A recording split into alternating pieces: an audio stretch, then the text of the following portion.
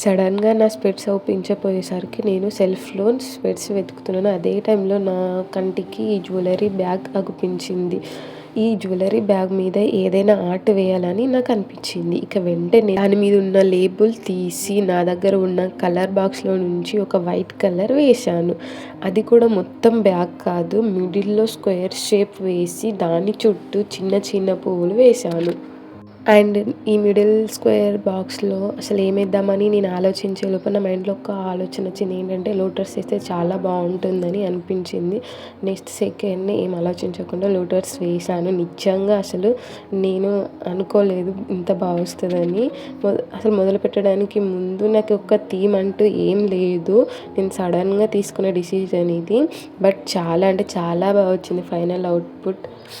And ఈ బ్యాగ్‌ని మనం ఎప్పుడైనా బయటికెళ్ళినప్పుడు మనీ హోల్డర్‌గా కూడా తీసుకొని వెళ్ళొచ్చు. చాలా బాగుంటుంది లుక్ వైస్‌గా కూడా. అండ్ చూసిన వాళ్ళు ఎవరైనా గానీ ఇది అసలు మనం ప్రిపేర్ చేసుకున్నట్టు అనుకోరు. ఇది మనం పర్చేస్ చేసినట్టే ఉంటుంది.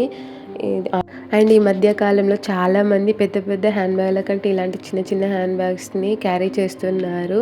అండ్ ఇప్పుడు అలాంటి బ్యాగ్‌లకి చాలా మనీ ఎఫర్ట్ పెడుతున్నారు. బట్ మనము ఇలాంటి జ్యువెలరీ బ్యాగ్స్‌ని రీయూజ్ చేసే విధంగా ప్రిపేర్ చేసుకుంటే అయిపోతుంది. మనం మనీ సేవ్ చేసుకున్నట్టే. ఓకే, మరి ఈ ఐడియా మీకు నచ్చినట్టయితే like, share and subscribe and comment పెట్టడం మర్చిపోకండి. మళ్ళీ నెక్స్ట్ వీడియోలో కలుసుకుందాం. అంతవరకు టేక్ కేర్.